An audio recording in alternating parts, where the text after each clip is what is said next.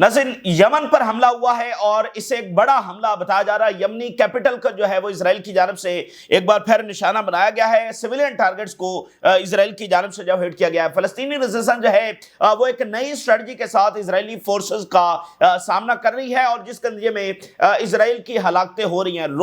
ہر روز جو ہے وہ اسرائیلی فوجیوں کی ہلاکتیں ہو رہی ہیں، آفیسرز بھی مارے جا رہے ہیں، کمانڈرز بھی مارے جا رہے ہیں، اسرائیلی فوجی بھی مارے جا رہے ہیں، اسرائیلی ٹینکس بھی تباہ کیے جا رہے ہیں۔ تو کون سی نئی اسٹریٹجی ہے جو اسرائیل کو بہت زیادہ ڈیمیج کر رہی ہے، اس کی رپورٹ بھی سامنے آئی ہے، اور اسرائیل ان تمام ناکامیوں کو چھپانے کے لیے مسلسل جو ہے وہ سیولینز کو مارتا چلا جا رہا ہے۔ اور اسرائیل کی موسٹ سوفسٹیکیٹڈ آرمی، جس سے ساری عرب آرمی جو ہے وہ خوفزدہ ہیں، وہ سوفسٹیکیٹڈ آرمی 2 سال کے اندر بھی حماس کو جو ہے وہ ڈیفیٹ نہیں کر سکی ہے۔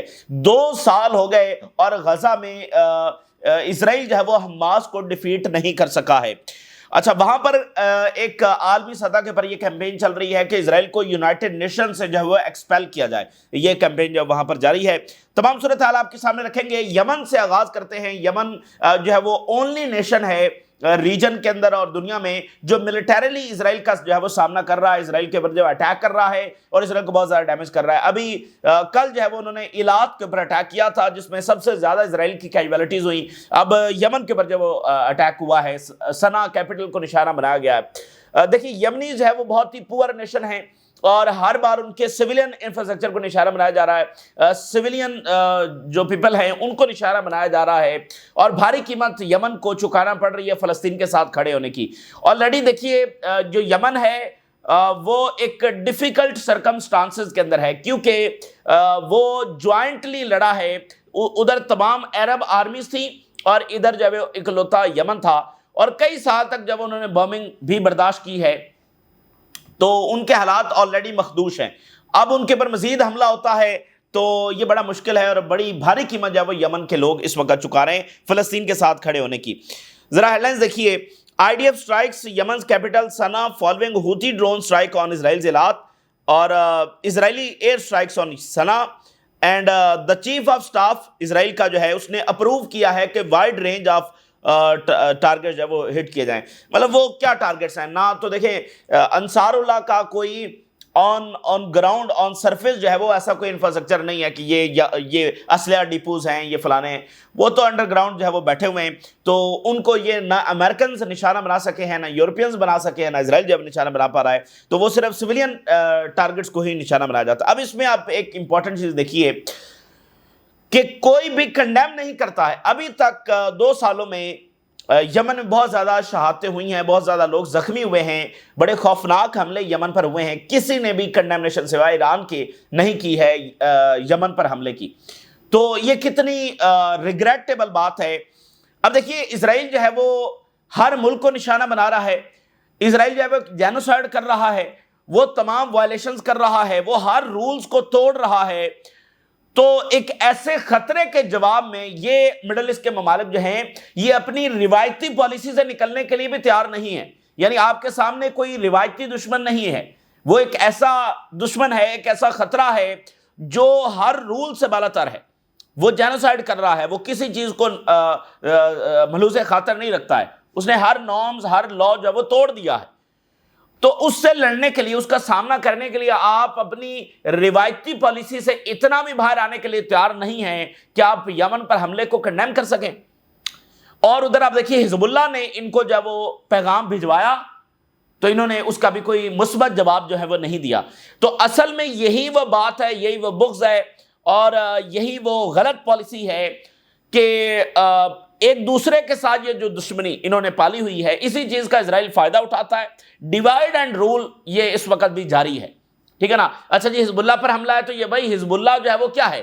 وہ لیبنن کے لوگ نہیں ہیں، اور حزب اللہ جو ہے وہ لیبنن کا دفاع نہیں کر رہی، اور حزب اللہ ہی تو ہے جو اسرائیل کے ساتھ لڑی ہے، یہ تو ان کی آرمیز تو نہیں لڑی ہیں۔ تو کیا ہو جاتا اگر حزب اللہ پر حملے کو بھی کنڈیم کر دیا جاتا؟ کیا ہو جاتا اگر ان کے نمائندوں کو OIC میں بلا لیا جاتا؟ کیا ہو جاتا اگر انصار اللہ کے نمائندوں کو بھی OIC میں بلا لیا جاتا؟ تو کیا ہو جاتا؟ آپ عارضی طور پر ہی کر لیتے، اسرائیل کو ایک میسج دینے کے لیے کر لیتے۔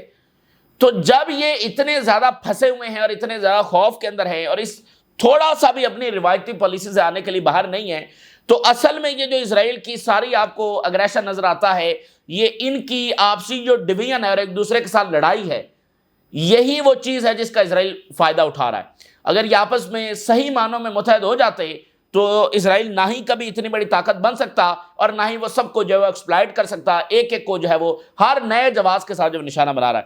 یہ بہت ہی پیتھیٹک پالیسی ہے ان کی، اور اس کا ریجن پورا اس کا خمیازہ جو ہے وہ پورا ریجن اس وقت بھگت رہا ہے۔ تو یمن اب ظاہر ہے کہ اس کے جواب میں مزید اٹیک کرے گا، ان کے حملے پہلے بھی جاری ہیں، اب وہ مزید اٹیک جو ہے وہ کریں گے۔ اسرائیلی میڈیا نے آج ایک رپورٹ جاری کی ہے کہ کیسے فلسطینی ریزسٹنس جو ہے وہ اسرائیلی فوج کا جو ہے وہ سامنا کر رہی ہے، اور ان کے حملے اور زیادہ ڈینجرس ہیں جو اسرائیلی فوج کو زیادہ نقصان پہنچا رہے ہیں۔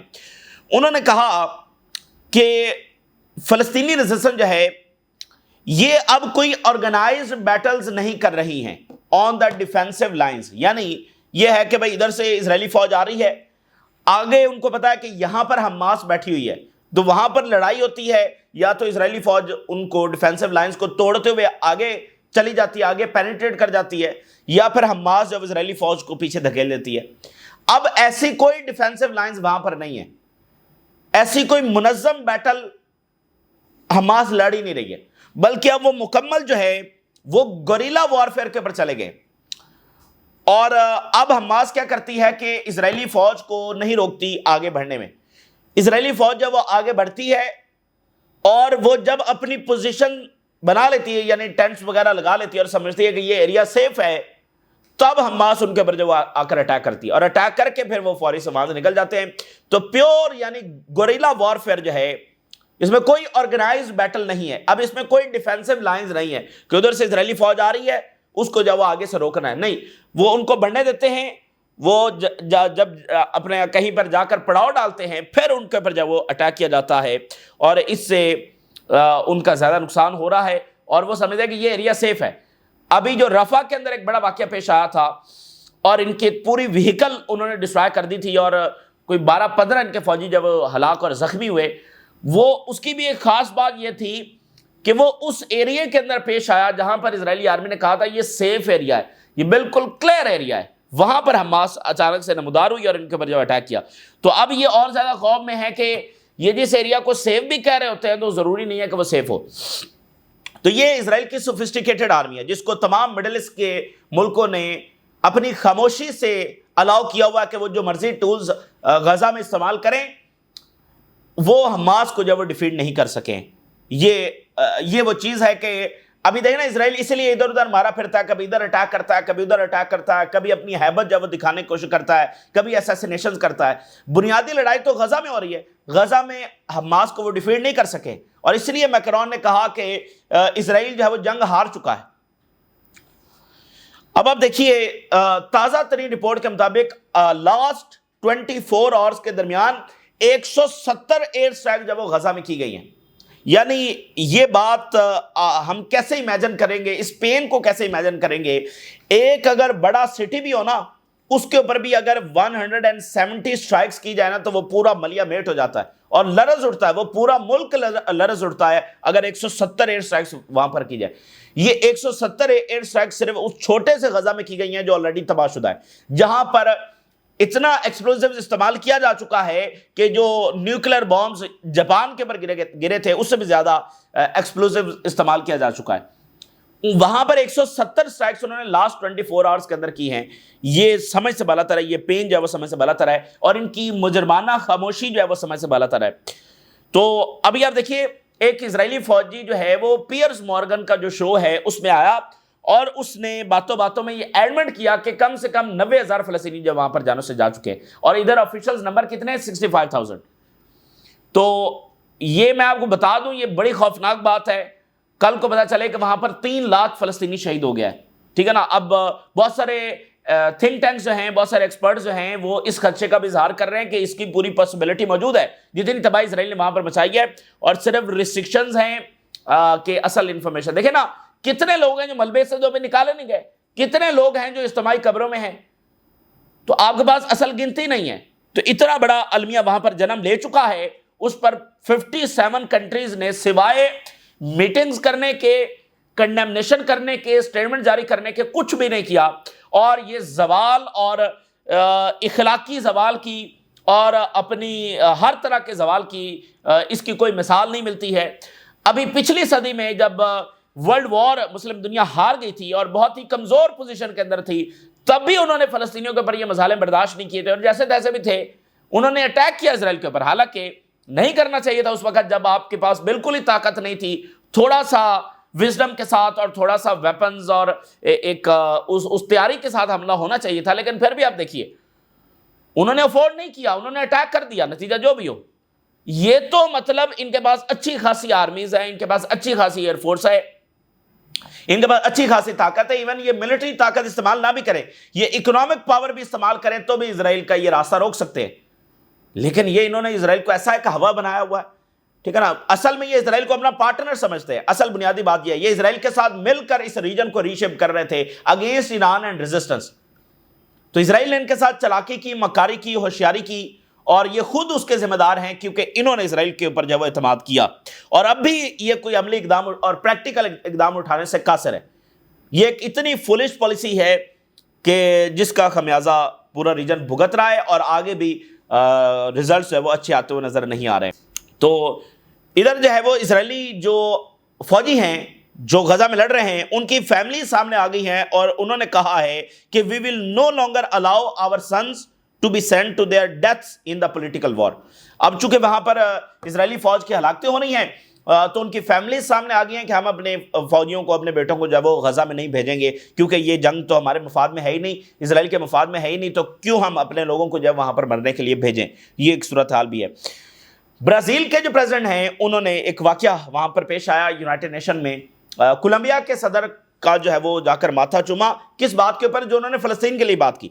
A historic kiss from the Brazilian president on the head of the Colombian president after his statement۔ اور انہوں نے کہا کہ ایک فارمیشن آف انٹرنیشنل آرمیز ہونی چاہیے، ایشین کنٹریز جو ہیں وہ اپنی جوائنٹ آرمی بنائیں ٹو لبریٹ پیلسٹائن، فلسطین کو آزاد کروانے کے لیے۔ اور انہوں نے کہا کہ کوئی جہاز جو اسرائیل کی طرف اسلحہ لے کر جا رہا ہے اس کو کسی بندرگاہ سے نہیں گزرنے دینا چاہیے۔ یہ کولمبیا کے پریزیڈنٹ نے جو وہاں پر بات کی ہے۔ جو ایران کے صدر ہیں ان کی ملاقات وہاں پر میکرون کے ساتھ ہوئی ہے، اور ایران کے صدر نے کہا کہ ڈائیلاگ اور سینکشنز ختم ہونی چاہیے، اور نیوکلر جو ہے وہ ہم بنانے کا ایسا کوئی ارادہ نہیں رکھتے ہیں، لیکن اگر مجبور کیا گیا تو اگر سینکشنز ہٹائی جاتی ہیں، اگر مثبت انداز میں ڈائیلاگ کیا، یہ وہ ساری باتیں وہاں پر جو وہ ہوئی ہیں۔ تو جو عربز کی اور ٹرمپ کی ملاقات، یعنی عربز اور اسلامی رہنماؤں کی جو ملاقات ٹرمپ سے ہوئی، اس کا بھی کوئی اعلامیہ سامنے نہیں آیا، اس پر عجب جب باتیں چل رہی ہیں۔ کوئی کہہ رہا ہے کہ اس میں جناب علی پوسٹ غزہ وار ڈسکس ہوا ہے، کوئی کہہ رہا ہے یہ ڈسکس ہوا ہے، لیکن اس میں مطلب ٹرمپ کی گارنٹیز کے اوپر اب آپ اعتماد کریں گے، اس پر کتنا جو ہے وہ اعتماد کیا جا سکتا ہے؟ ٹرمپ کی قطر کے اوپر اٹیک کروا دیا ٹرمپ نے، تو اب پتہ نہیں یہ کون سی گارنٹیز ہیں۔ تو یہ ایرانی صدر اور میکرون کی جو ہے وہ کال پر بات ہوئی ہے، تو یہ ایرانی صدر اور میکرون کی وہاں پر ملاقات ہوئی ہے۔ اچھا، اسی درمیان جو ہے وہ دی ٹائمز کیا لکھ رہا ہے کہ ایک پوری کیمپین چل رہی ہے، بہت سارے ملک ایک دوسرے کے ساتھ اس بات کو آگے بڑھا رہے ہیں کہ اسرائیل کو یونائٹڈ نیشن سے ایکسپیل کیا جائے۔ Support for suspending Israel's membership came after UN نے انویسٹیگیشن رپورٹ جاری کر دی ہے کہ اسرائیل جب وہ غزہ میں جینوسائیڈ کر رہا ہے، اب یونائٹڈ نیشن نے خود یہ ڈکلیئر کر دیا، تو ایک ایسی نیشن جو جینوسائیڈ کر رہی ہے وہ یونائٹڈ نیشن کا ممبر کیسے ہو سکتی ہے؟ تو اس کو جب وہ وہاں سے ایکسپیل کیا جائے۔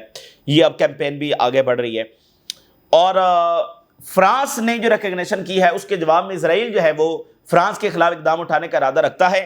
تو فرانس نے کہا ہے کہ اگر اسرائیل نے ہمارا کونسلیٹ بند کیا it will be a grave mistake, تو ہم رسپونڈ کریں گے۔ اور نیتنیاہو جو ہے وہ اپنی وہ روایتی ونگز آف زائون، یہ اس کا جہاز کا نام ہے ونگز آف زائون، تو اس میں جناب امریکہ روانہ ہوا ہے۔ اور ایک چھوٹی سی بات ہے، یعنی اب وہ ایئرپورٹ کے اوپر کھڑے ہو کر اس نے میڈیا کے ساتھ بات کی، اور ساتھ جب اس کی وائف کھڑی ہوئی ہے، تو یہ ٹرک ہے، یعنی یہ ایک PR وار کا حصہ ہے۔ یعنی چونکہ امریکنز ہیں وہ ایئرپورٹ کے اوپر کھڑے ہو کر میڈیا کے ساتھ بات کرتے ہیں، تو ایک تو وہ چیز، اور دوسرا یہ ہے کہ ساتھ یعنی کہ ایک وومن کو کھڑا کرنا۔ دیکھیں، کبھی آپ نے دیکھا ہے کہ ایران کے لیڈرز وومن کو کھڑا کر کے اور ادھر اس طرح کی بات کر رہے ہیں ایئرپورٹ کے اوپر؟ کبھی حزب اللہ کے لیڈرز کو آپ نے دیکھا ہو؟ کبھی انصار اللہ کے لیڈرز کو دیکھا ہو, کبھی حماس کے لیڈرز کو دیکھا ہو, تو وہ بتانا یہ چاہتے ہیں کہ بھائی دیکھیں ہم تو آپ کے کلچر جیسے ہے نا بھائی, ہم تو آپ کے جیسے ہیں, آپ کی, یہ بڑا امپورٹنٹ ورڈ ہے ویلیوز. آپ نے اکثر ان کے اعلامیوں میں دیکھا ہوگا شیئرڈ ویلیوز, کہ بھائی ہم تو ایک جیسے ہیں نا, ہمارا کلچر ایک جیسا ہے, ہماری آئیڈیالوجیز ایک جیسی ہے اور ہماری ویلیوز ایک جیسی ہیں. تو وہ دکھاتا ہے بار بار کہ دیکھیں ہم یعنی پینٹ کوٹ بھی پہن رہے ہیں اور ویمن سے لو کرنے والے جینوسائیڈ کیسے کر سکتے ہیں. بنیادی بات یہ ہے کہ ویمن ہر ٹائم مطلب وہ اسی طرح ہاتھ میں ہاتھ ڈال کر کہ دیکھیں ہم تو آپ جیسے, ہم کیسے جینوسائیڈ کر سکتے ہیں, یہ تو دیکھیں سارا پروپیگنڈا ہے جو ہمارے خلاف جب کیا جا رہا ہے. تو یہ اس طرح کی ٹرکس بھی ہوتی ہیں. جب بھی امریکہ جاتا ہے تو وہ بالکل ان کے جیسا بن کے, ویسے تو یہ ہے ہی سارے یورپینز وہیں سے آئے ہوئے ہیں, لیکن خاص کر جب اس نے اس طرح کا اور خاص کر امریکہ کا دورہ کرنا ہو تو یہ پھر اس کا پوری ارینجمنٹ اس انداز کے اندر جب وہ کی جاتی ہے, کس طرح کی فوٹیج جائے گی, کس طرح سے کھڑے ہونا ہے, کس طرح ساتھ اس کی بیوی کھڑی ہوگی, تو یہ سارا معاملہ ہے. اچھا, کیملا ہارس خاموش ہو گئی تھی الیکشن ہارنے کے بعد, اب ان کی واپسی ہو رہی ہے, ان کی کتاب بھی آ رہی ہے, وہ انٹرویوز بھی دے رہی ہیں, اور واپسی کس ایشو کے اوپر ہو رہی ہے؟ اکانومی کے اوپر, ڈومیسٹک ایشوز کے اوپر, کوئی اور چیز کے اوپر. کتنے مسائل ہیں امریکہ کے, کتنی چیزیں ہو سکتی ہیں, نہیں, ان کی غزہ کے اوپر واپسی ہو رہی ہے. یعنی ان کی واپسی جو ہے, ان کا بنیادی جو ٹاپک ہے جس کے اوپر وہ بات کر رہی ہیں وہ غزہ ہے, وہ فلسطین ہے.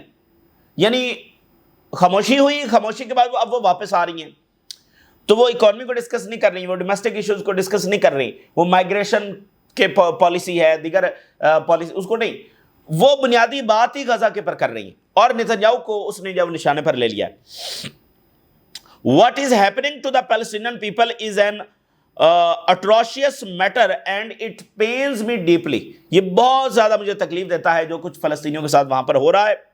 There are many people جو مجھے پسند نہیں کرتے تھے, جو میری سپورٹ تھی فلسطینیوں کے لیے, اور مجھے کنسرن تھا جو کچھ غزہ میں ہو رہا ہے, تو اس لیے بائیڈن انتظامیہ میں اور امریکہ میں بہت سارے لوگ جو مجھے پسند نہیں کرتے تھے. اور نتنیاہو کے حوالے سے انہوں نے بہت ساری باتیں کی ہیں اور واشنگٹن پوسٹ کو جب انٹرویو دیا ہے.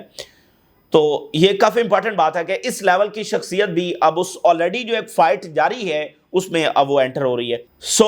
ادھر ایران کہہ رہا ہے کہ ہم نے, ایران کی ڈیفینس منسٹری نے بتایا ہے کہ ہم نے تو اسلحہ پروڈکشن کو بڑھایا ہے اور پاس ایئر میں 58% ہم نے اپنی جو پروڈکشن ہے اس کو بڑھا دیا. اب آپ ذرا اندازہ کریں, یہ ملک جو ہے وہ بھرپور تیاری کے اندر ہیں, اور جون کے اندر ایران کی وہ تیاری نظر بھی آئی جیسے انہوں نے اسرائیل کا سامنا کیا, امریکہ کا سامنا کیا. 58% تک انہوں نے ویپن پروڈکشن جو وہ بڑھا دی ہے. اور ٹرکی نے یہ کہا ہے کہ وہ سیریا کو حصوں میں تقسیم نہیں ہونے دیں گے, اور ہم سیریا کی آرمی کو ڈیولپ کریں گے, اور on the land, on the sea and on the air, یعنی تمام کیپیبلٹیز وہ سیریا کی آرمی کو دیں گے, آن the land, on the year, on the سی, یعنی نیوی بھی بنائیں گے, ایئر فورس بھی بنائیں گے اور آرمی بھی بنائیں گے. یہ سیریا ٹرکی کہہ رہا ہے سیریا کے لیے, اور یہ اسرائیل کی پالیسی کے خلاف ہے, اسرائیل اس کو قبول نہیں کرتا. تو دیکھتے ہیں وہ کیا کریں گے. اور نارتھ کوریا نے کہا ہے کہ کسی صورت اپنے نیوکلیر ویپنز نہیں دیں گے. اچھا, کچھ نہ کچھ ہے وہ وہاں پر ہو رہا ہے. وہ اس طرح سے ہو رہا ہے کہ ایک تو ساؤتھ کوریا کے ریلیشنز اوپر نیچے ہوئے امریکہ سے, تو ساؤتھ کوریا کے جو فارن منسٹر ہے وہ چائنا گئے, اب نارتھ کوریا کے فارن منسٹر چائنا جا رہے ہیں.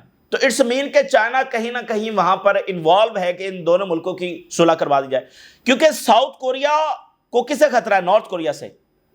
بھئی امریکہ یہ کہتا ہے بھئی ان سے خطرہ ہے تو فوجیں بیٹھی ہوئی ہیں. اگر آپس میں دوستی کر لی جائے تو پھر کیا ضرورت ہے اتنے اسلحے کی, اتنی ویپنز کی, امریکن فوج کی؟ اب سوچ کیوں پیدا ہو رہی ہے ساؤتھ کوریا میں؟ کیونکہ جو امریکنز ڈیمانڈز کر رہے ہیں اتنی انویسٹمنٹس دو, یہ کرو وہ کرو, تو وہ کہہ رہے ہیں بھئی ہمیں ان کی ضرورت ہی کیا ہے.